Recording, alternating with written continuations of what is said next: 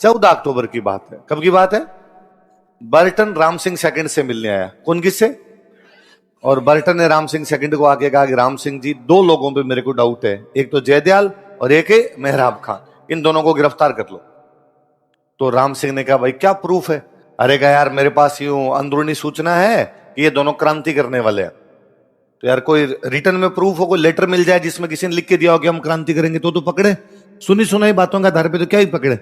और एक बार अपने 2-3 दिन प्रूफ ढूंढते हैं और बाद में अपने इनको पकड़ लेंगे। जब राजा और पॉलिटिकल एजेंट ये बात कर रहे थे तब एक आदमी वहां पर और सुन रहा था, उसका नाम था नंद किशोर। क्या नाम था? नंद किशोर। बाहर गया, उसने जाके जयदयाल को कहा कि भाई ध्यान रख थोड़ा, तेरे को गिरफ्तार करेंगे, मैं अभी अभी अंदर सुन के आया हूं।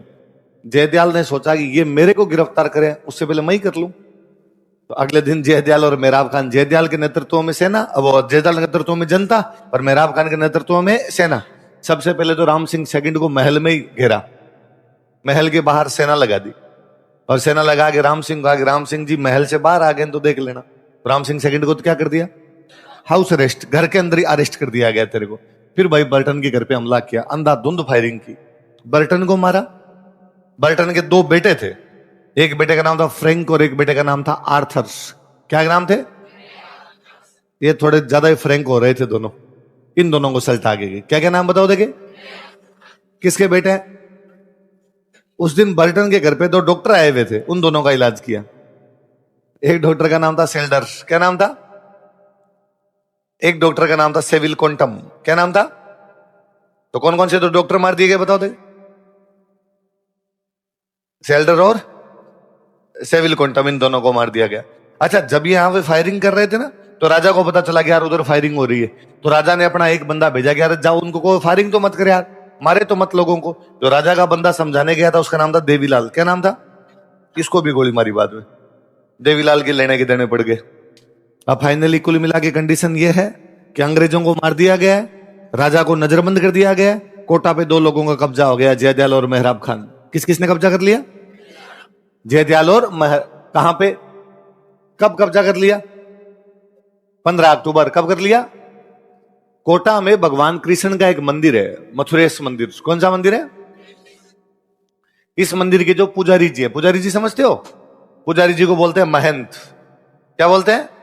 और इस मंदिर के जो महंत थे उनका नाम था कन्हैयालाल गोस्वामी। क्या नाम था? कौन से मंदिर के? कौन से मंदिर के? मथुरेश। कहां पर है मथुरेश मंदिर? कोटा। और उसके जो पुजारी जी हैं उनका नाम क्या था? कन्हैयालाल गोस्वामी। इनको इस बात का पता चला कि यार अंग्रेजों को तो मार दिया और राजा को नजरबंद कर दिया और जयदयाल मेहराब खान कब्जा करके बैठे। तो ये जयदयाल से मिलने के लिए गए। इन्होंने जयदयाल को जाकर कहा कि भाई जयदयाल, ठीक है यार तुम भले ही कोटा पे कब्जा कर लो पर राजा को मत मार देना तुम। तो जयदयाल ने कहा नहीं मारेंगे, पर राजा से हमारे कागज पे साइन करवा दो। क्या कागज है? कि वो तो हम राजा को पटा देंगे। पुजारी जी बेचारे संत आदमी थे, उन्होंने कहा चलो मैं करवा देता हूं साइन। आए राम सिंह सेकंड के पास और राम सिंह सेकंड को आकर, राम सिंह जी ये जयदयाल है, एक कागज पे साइन करवाना चाहता है, यदि आप कागज पे साइन कर दोगे तो अंदर आपको कोई नुकसान पहुंचाया नहीं जाएगा, चाय पानी की व्यवस्था भी टाइम टू टाइम हो जाएगी। राम सिंह ने कहा हाँ यार, चाय तो सुबह से भी नहीं पी मैंने। जयदयाल ने कहा लाओ भाई 2 चाय ले आओ, एक राजा के लिए एक मैन जी के लिए, और ये राजा जी कागज पे साइन कर दो। तो राजा ने कहा पहले मैं पढ़ के देखूंगा। जयदयाल ने कहा फिर रहने दो, चाय कैंसिल है। तो राजा ने कहा नहीं नहीं लो साइन कर देता हूं। राजा ने साइन किए। अब जयदयाल ने कहा मैं पढ़ के सुनाता हूं, और उसमें लिख रखा था जयदयाल ने कि मैं राम सिंह सेकंड कोटा का राजा यह घोषणा करता हूं कि मैंने बर्टन को मारने के आदेश दिए थे। किसको मारने के? राम सिंह ने मैंने से कहने के। चुप, आगे सुनो। मैं कोटा का राजा राम सिंह सेकंड घोषणा करता हूं कि मैं अब कोटा का राज करूंगा नहीं। मैं कोटा का राजा राम सिंह सेकंड घोषणा करता हूं कि आज से कोटा का राज 2 लोग मिलकर चलाएंगे, जयदयाल और उनका। अरे जयदयाल ने कहा चाय पीनी है तो ऐसी 9 लाइनें थी। कितनी लाइनें थी? ये समझौता किसने करवाया? कन्हैयालाल। कौन से मंदिर के मैन जी थे? राम सिंह ने कन्हैयालाल जी की तरफ देखा, कन्हैयालाल जी मरा दिया यार, अंदर बंद कर रखा है, बंद कर रखा है, गलत गलत चीजों पे मेरे से क्या करवा लिए साइन। कन्हैयालाल जी का चाय पानी तो मिल ही रहा है साहब। अब भाई कुल मिला के राजा तो बैठा है महल के अंदर, बाहर का शासन कौन देख रहा है? आपके जयदयाल। करौली में अपने एक राजा थे, उनका नाम था मदनपाल। करौली के राजा का नाम क्या है? ये बात मदनपाल को पता चली कि कोटा के राजा को उसके महल में बंद कर रखा है। तो करौली के राजा ने अपनी सेना भेजी। कहां के राजा ने? करौली का राजा कौन है? कहां के राजा को मुक्त करवाने के लिए। और वो करौली की सेना आई और उसने कोटा के महल के बाहर जो मेहराब खान की सेना खड़ी थी उसको भगाया और कोटा के महल को अपने अंडर के अंदर लिया। तो कोटा के राजा को या कोटा के राजा के महल को यदि किसी ने आजाद करवाया तो वो राजा कौन है? कहां का राजा है? पर अभी भी कोटा पर कब्जा नहीं हुआ है, कोटा के महल पे केवल राजा का कब्जा हुआ है। अब कुल मिला के बात यह है कि महल में राजा कोई मारेगा नहीं, वरना तो राजा महल के अंदर बैठा है, बाहर सेना खड़ी है, क्या पता कब मारे। लेकिन अब बाहर जो सेना खड़ी थी राजा की, वो राजा की खुद की खड़ी है, करौली के राजा की खड़ी है, और वो आपको नुकसान पहुंचाएगी नहीं। बाकी अभी तक बाकी कोटा पे किसका कब्जा है? विद्रोहियों का। किसका कब्जा है? फाइनली अंग्रेज आए। अंग्रेजों का एक अधिकारी आया, रॉबर्ट्स। कौन आया? और उसने आगे पूरे कोटा को आजाद करवाया था। यह घटना हुई बाद में 30 मार्च 1858 को। कब हुई बताओ? तो कोई पूछे कि कोटा के राजा के महल को आजाद कौन करवा देता है? मदनपाल कहां का राजा है? उसने खुद नहीं गया, उसने अपनी सेना भेजी और सेना भेज के आजाद करवा दिया। और आपके अंग्रेजों में बाद में कौन आया था? रॉबर्ट्स। और उसने कोटा को पूरा आजाद कब करवाया? अब बताओ, कोटा पे कब्जा कब हो गया था विद्रोहियों का? 15 अक्टूबर 1857। कोटा आजाद कब हो रहा है वापस? मतलब कितने दिनों तक कोटा पे विद्रोहियों का कब्जा? बताओ देखिए, ये तो जोड़ लो।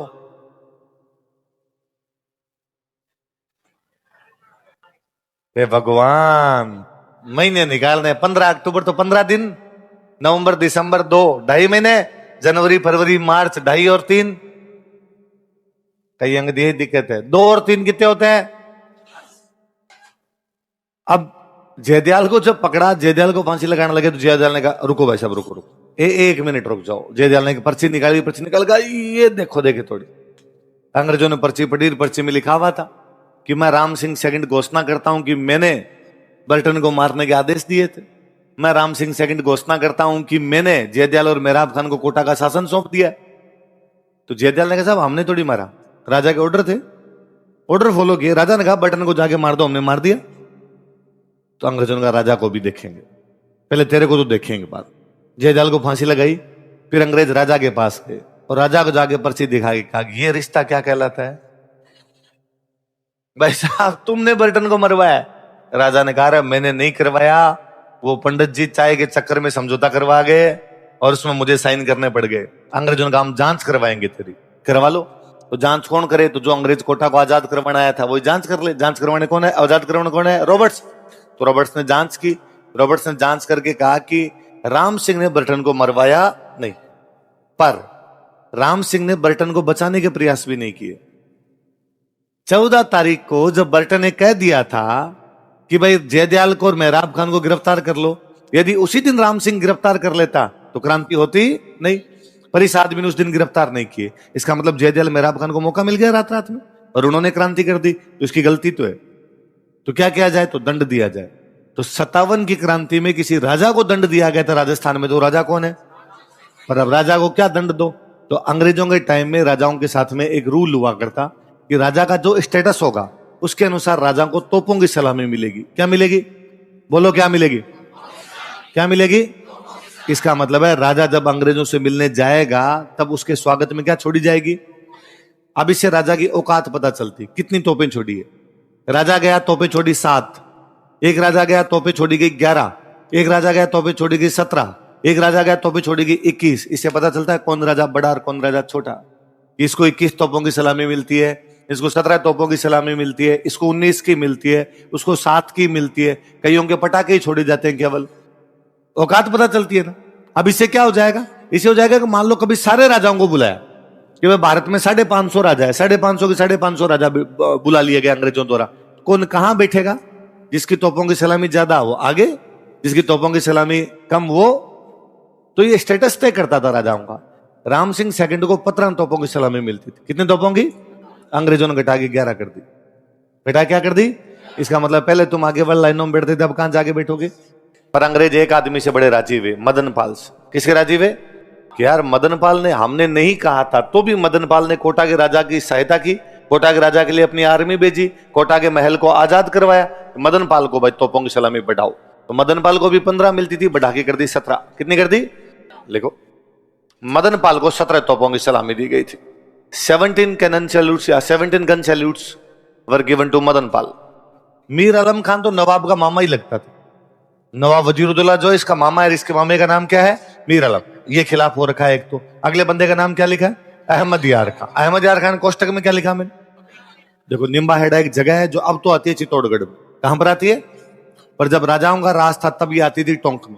किस में आती भाई? टोंक का इलाका खूब फैला हुआ था, चित्तौड़गढ़ की तरफ लगा हुआ था उसका इलाका, तो उधर के कुछ पार्ट भी इसमें आया करते। इधर मैंने आपको उस दिन एक दिन बताया भी था कि अंग्रेजों ने जयपुर और उदयपुर के मराठों ने जयपुर और उदयपुर के राजाओं की जमीन पर कब्जा कर रखा है।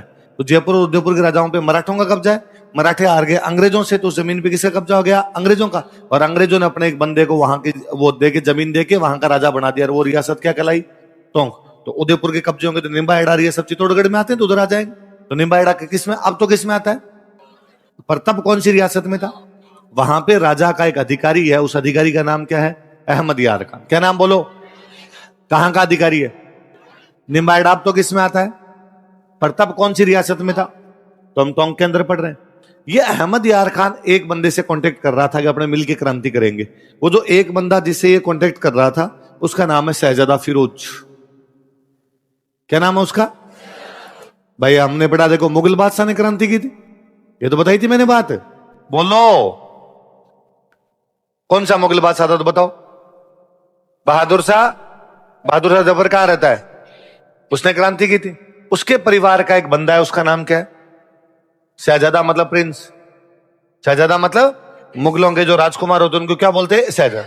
ये अपने मध्य प्रदेश में एक जगह पड़ती है, वहां पर बैठा हुआ है मंदसौर। कहां बैठा है? मंदसौर कहां पड़ता है? पर अपने चित्तौड़गढ़ के बहुत नजदीक है। मैंने बताया था नीमच और ये सब बहुत नजदीक नजदीक पड़ते हैं। तो शहजादा फिरोज तो कहां पर बैठा है? मंदसौर। अहमद यार खान कहां पर बैठा है? निम्बाहेड़ा। तो नजदीक नजदीक हो गए। तो अहमद यार खान ने इससे कांटेक्ट किया कि भाई प्रिंस फिरोज, तुम मुगल बादशाह के राजकुमार हो और तुम यदि क्रांति कर रहे हो तो मैं भी तुम्हारे साथ। तो कोई पूछेगा कि टोंक का कौन सा क्रांतिकारी शहजादा फिरोज से कांटेक्ट बना रहा था? शहजादा फिरोज कहां बैठा हुआ है? कहां पे बैठा बोलो? और ये कहां पर बैठा है?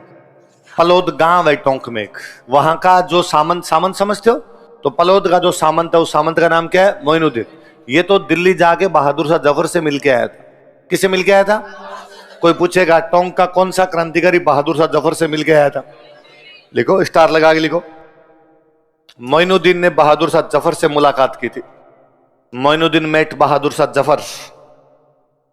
देखो, मैंने आपको बताया था कि नीमच वाले जब विद्रोही क्रांति करते हैं 3 जून को, तो नीमच से बाद में चित्तौड़गढ़ की तरफ आए थे। कहां थे? चित्तौड़। तो निम्बाहेड़ा नहीं चित्तौड़गढ़ में आता, तो इधर से होते हुए निकलेंगे।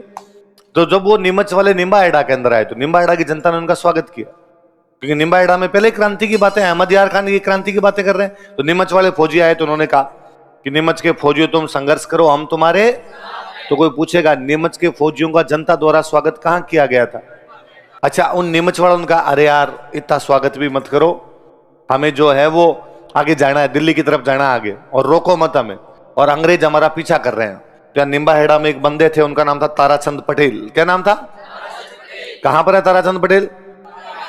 उन्होंने कहा चिंता ही मत करो, आप तो आराम से चाय पानी पी के आगे जाओ, अंग्रेज पीछे से आएंगे तो हम उनको रोक लेंगे। वो तो यहां से निकल गए। पीछे एक अंग्रेज आया, उनके जैक्सन। कौन आया? पीछा करते हुए कहां पर पहुंचा वो? निम्बाहेड़ा। निम्बाहेड़ा में पहले से कौन बंदा तैयार बैठा है? ताराचंद पटेल ने जैक्सन को निम्बाहेड़ा में डांस करवाया। तो ताराचंद पटेल ने निम्बाहेड़ा में कौन से अंग्रेज का सामना किया था? बाद में जब क्रांति समाप्त होती, ताराचंद पटेल को भी फांसी लगाई गई थी। तो निम्बाहेड़ा के कौन से व्यक्ति को फांसी दी गई थी? क्योंकि उसने किसको रोका था? जैक्सन। कहां के विद्रोहियों का पीछा कर रहा था? पहले बड़ी बात लिखो।